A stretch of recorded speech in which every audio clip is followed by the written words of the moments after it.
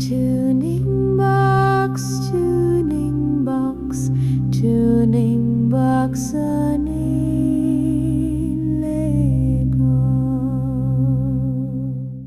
Assalomu alaykum, hammaga xayrli kun, boshlang kuningiz xayrli, barokatli bo'lsin. Bugun ishxonamizda Chevrolet Onix avtomobilini apparaturasini chiroyli qilib yig'ib beryapmiz.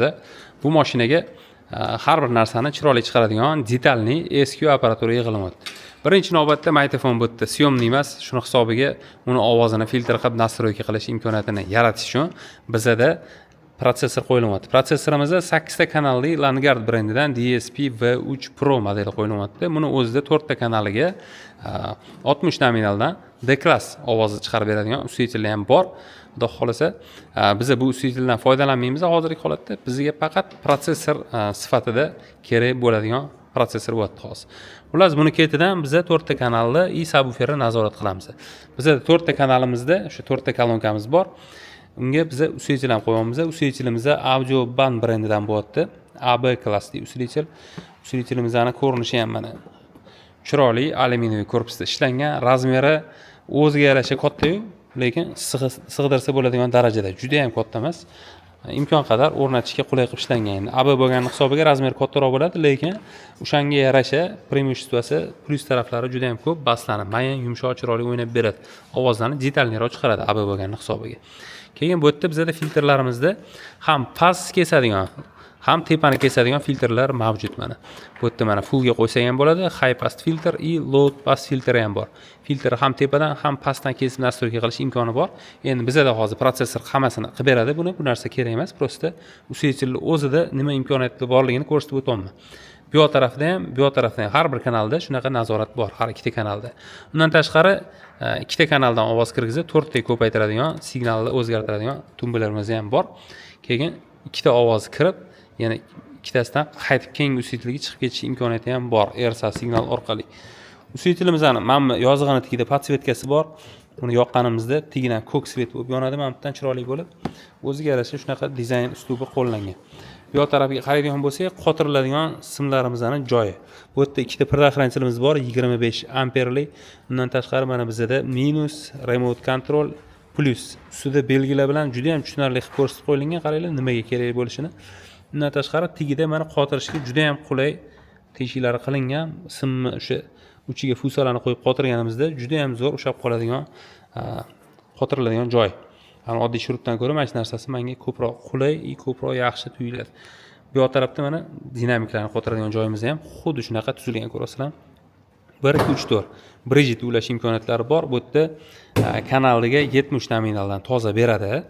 4 ohmga agar shunday ulaydigan bo'lsak, agar Bridget qilib ulasak 180 nominaldan beradi kanaliga. Mana ikkita kolonkani 180 nominaldan ulasak bo'ladi, subwoofer yoki Bridget qilmasdan ulasak 70 nominaldan 4 ohmga beradi. Xudo xolasa mana shunaqa usitlar qo'yilyapti. Bu usitlarimizda menimcha bemalol yetarli darajada bo'ladi. Bizda subwoofer ham bor, basni berish uchun. Lekin bu usitlar o'zining xarakteri juda ham zo'r.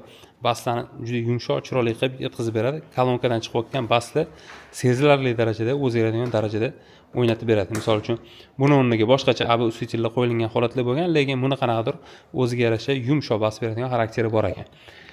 Shunga bu usitlarni hozir mana qo'yish boshladik. Ko'proq qo'yamiz endi, yoqdi menga xarakteri. Endi bu yoqda bizda qo'yilayotgan dinamiklarimiz Alpine S seriyasi bo'lyapti. S seriyamizda 80 nominal 240 pikoy mощность deb yozilgan, 4 ohmga juda ham chiroyli o'ynaydigan dinamiklar. Bu yerda shtampovani karzina, ferrit, magnit ishlanishi juda ham chiroyli. Orqa tarafda mana teshigi bor. Komponentli seriyamizda setkalari ham bor. Katushkani sovutib turadigan joyi. Bu yoqda mana sentrifuj shaybalari akkuratli ishlangan, simlar bir tekisda o'tgan, mamkalarni qaranglar. Hammasi chiroyli sim ulashga mo'ljallangan. Diffuzorimizda spetsialniy Alpine'ni o'ziga moslashtirilgan material, juda qattiq, ovoz jaranglab chiroyli chiqaradigan materiallardan bitta tochkasidan itarsam ham mana polning ham yo'q ko'tarilyapti. Jo'skisi zo'r. Rezinasini Alpine'ning o'zining uslubiga xos rebrisli qilib ishlangan, o'rtasida qattiq kalpaki ham bor. Ovoz jaranglab chiroyli chiqaradigan materiallardan ishlangan. Buni visokachastotniki ham bor, peshalka deymiz xalq tilida. Buni ipet olasidan ishlangan, visokisi mana shu ko'rinishda, xudo xolasa buni chochib turib, mana bunaqa kichkina ko'rinishga ham olib kelsa bo'ladi. Ustki korpuslarni yechib, o'rnatishga qulaylik imkoniyatlari ham bor. Mana shu holatda biz buni shu zavodskoy stoykadagi o'zini zavodskoy joyiga chiroyli qilib o'rnatib yuboramiz. Ichkarida qoladi, xudo xolasa. Orqaga qo'yayotgan dinamikimiz ham xuddi shuni koaksial modeli bo'lyapti. Buni xarakteristikasi, tuzilishi, hamma narsasi bir xil, faqat bu yerda visokiyni filtri, midbas filtri o'ziga o'rnatib olingan.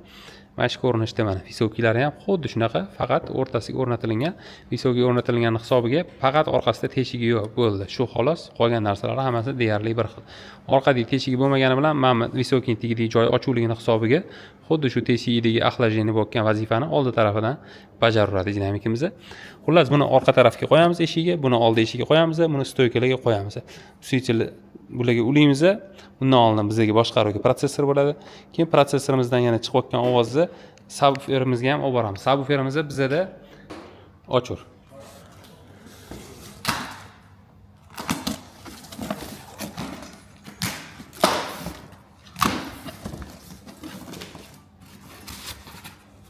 Mana simni olchi. Ichidan mana bunaqa komplektdan simni ham chiqadi. Bu yerda plus, minus, undan tashqari RSA lintel simi ham bor bunaqa. И предохранителimiz ham mavjud. И remote kontrolga ingichka ko'k simi, mamkalari, ulaydigan podmassalari ham bor.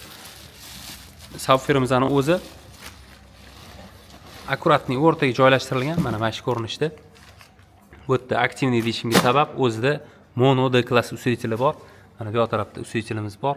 Usitchilimizda mana plus minus remote control ulanishi, RSA orqali ovoz bersak bo'ladi yoki sim orqali visokiy signaldan ovoz bersak ham bo'ladi. Gain ovozini shu nazorat qiladigan nastroykamiz bor. Kelayotgan ovozga nisbatan chiroyli nastroyka qilsa ovozni chiroyli beradi. Bass boost. Bass yetishmagan paytda iskustunniy bass qo'shsak bo'ladi. Bundan tashqari filtrni 50 gacha yopib, 150 gacha ochish imkoniyati ham bor. Subwoofer tashqariga o'ynash yoki ichkariga o'ynashini nastroyka qilsak ham bo'ladi bu tumbular orqali. Bu yoqda bizda subwooferimiz yonganda и protecting yoninganda xullas chiroqlarni ko'rsatib turadigan indikatori ham bor. Bundan tashqari 25 amperlik bitta predохранителimiz ham bor ekan. Ikkinchi tarafimizda bizda ham bitta. Xo'p, buni faz inverter deymiz. Bu ovozni объемный portlatib beradigan, vzriv qiladigan teshik hisoblanadi. Yashiklarga o'rnatiladi subwooferlarda. Bu faz inverterning yashik hisoblanadi. Yashigini rashyoti shunaqa injenerlik chiroyli qilinganki, shu govdaga juda ham zo'r o'ynab beradi. Dinamikimizning o'zi bu yerda 10 dyuymli subwoofer turibdi. Subwooferimizda 4 ohmli nominal quvvati 150 yoki 200 nominal bo'ladi menimcha. 200 nominal bo'ladi bunda, 150 bundan kichkinasi bo'ladi. Oldida setkasi mana shunaqa chiroyli katta ko'rinishda. Imamda metallический logotipi ham bor. Juda akkuratni bagajda chiroyli bo'lib joylashib turadi. Xudo xolos kuzatib turasizlar, hamma narsani sekin-sekin o'rnatamiz va davom ettiramiz. Mashinamizni yechintirishni boshlaganimizda bizda protsessor qo'yish uchun birinchi navbatda mana bitta o'zini zavodskiy maytofonni mana bu yerda bo'laganimiz bilan mana bu yerda bo'ladi miyasi. Mana maytofonning asosiy usitchili quvvati mana shu yerda bo'ladi. Miyasi deymiz. Shundan ulanadi. Mana shu shtekeri chiqarib olib, shu shtekeri tagidan biz podключение qilamiz. Bu yerdan ovozni protsessorimizga qabul qilib olib, protsessorimizdan aylanib, usitchiliga kirib, usitchildan kuchayib, yana qaytib kelib, mana shu qaytib kirib ketadi yana. Dinamiklarimizga yetib boradi. Dinamiklarimizning o'zini ham yechamiz. Mana shu podiumning ko'rinishida, xuddi shunaqa ko'rinishda, mana shu sifatda o'zini zavodskiy joyiga qotiramiz xullas. Ko'rinishi radnoydagi bo'ladi. Hech narsani teshib, yorib, kesib tashlamaymiz. Hammasi akkuratni shu ko'rinishda bo'ladi, xudo xolasa. Eshiklarimizda bizda shum izolyatsiya bo'lyaptimi eshiklar? 4 eshigimizda akustikani chiqarishi yaxshi bo'lishi uchun shum izolyatsiyani qilib ketilyapti sirazi. Men paketlanishilib, hozir vibra, termoizolyatsiya shunaqa narsalarni ham yopishtirib davom ettirib ketaveramiz. Xudo xolasa eshikning shum izolyatsiyasiga ishlatilayotgan materiallarimiz birinchi sloyga bizda mana shunaqa material ishlatilyapti. Noisoft brendidan premium material 2 mm yengil, saqichi suv sovugiga bardoshli, falgasi qalin ishlangan materialdan juda ham zo'r yopishadi. Eshikni vesini og'ir qilib yubormaydi. Ikkinchi sloyimizga bizda termoizolyatsiya materiali mana bunaqa termoizolyatsiya ishlatiladi. Bu ham Noisoft brendidan STP Noisoft почти bir xil chiqaradi ikkalasi. Bu yoqda mana 4 mm lik material. Materialimiz gubkaga o'xshagan bo'ladi, qattiq bo'ladi, faqat suv shunmaydigan, eshinchiga moslashtirilgan. Orqa tarafida o'zini saqichli yopishadigan klesi bo'ladi. Xuddi shu vibrizolyatsiyani saqichga o'xshagan beton klesi bor orqasida. Buni klesi yaxshi bo'lishiga qaramay, vibrizolyatsiyani yopishtirib valik qilib bo'lgandan keyin ustidan kleni yaxshilab surib, keyin buni yopishtiramiz. O'shaning hisobiga yana ham yaxshi yopishadi. Undan tashqari biz 3-sloyga yopadigan materialimiz Astro degan material bo'ladi. Hozir materialimiz shu bo'lsa ko'rsataman. Xullas eshikni yopgandan ko'rsatib yuboraman. Xuddi shu vibrizolyatsiyani sal boshqacharoq modeli. Uni maqsadi nima? Uni vesi yana ham yengil bo'ladi. Faqat shu saqchini sostavida penistli, kopiga o'xshab turib qilingan hisobiga vesi yengil bo'ladi. Birinchi sloyga emas, uchinchi sloyga zo'r bo'ladigan materialda. Uchinchi sloy deganimiz o'sha paket shilib tashlab o'rniga yopishtiramiz xullas. Bu yoqda obshivkamizga yopishadigan material ham bor. Obshivkani o'ziga birinchi o'tiga betiga vibra yopishtirib olib, taqir tuqurni olgandan keyin mana bunaqa materialdan polniy qoplaymiz. Bu narsa obshivkadan o'sha yopishgan hisobiga tashqaridan keladigan ovozlarni polniy to'sib, chiroyli qilib beradi, xudo xolasa. Kuzatib tursanglar, o'z hammasini bitta-bitta ko'rsatib ham ketiraman. Eshik ichidagi o'zini zavodskoy ko'rinishini bitta ko'ramiz. Bu yerda mana radnoy turishida eshikning tununkasi juda ham jarangli tunuka. Ustidan ham bunaqa spetsialniy himoya ham qilib qo'yilgan. Bu o'sha yana ham qotirib berish uchun spetsialniy stiklatkandan saqich bilan qotirib qo'yilgan narsasi bor. Undan tashqari vibrizolyatsiya ham bor o'rtada mana. Nomiga qilib qo'yilgan bo'lsa ham qilingan, lekin yaxshi emas yopish ko'rasizlar.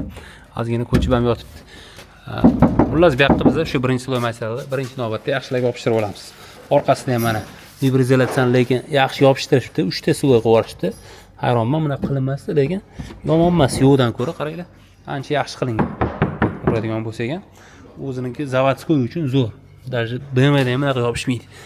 Gap yo'q. Lekin buni olib tashlab biz polniy o'zimizning qonuniy shumizolyatsiyamizni boshqatdan qilib yuboramiz, xudo xolasa. Kuzatib turasizlar, eshiklarni vibralarini yopishtirib, termalarni yopishtirib, dinamiklarni qotirish uslublarini, usitlar qatga qo'yilyapti, protsessor qanaqa qo'yilyapti, hammasini bitta-bitta ko'rsatib turaman. Sizlardan bitta like, mendan chiroyli qilib ko'rsatib berish. Mashinamizda podключение ishlari davom etyapti, xudo xolasa. Bu yoqda protsessor mana ulanishi, simlarni tortib kelib, chiroyli qilib ulashni boshladik. Usitlarimiz ham chiroyli ulanyapti mana, xudo xolasa. Bittalarni tortib kelib, hammasini fusalar bilan aytganimizdek mana uchiga aniq narsalarni qo'yib, ana har birini siqib, mana shunaqa qilib turib keyin qotiryapmiz.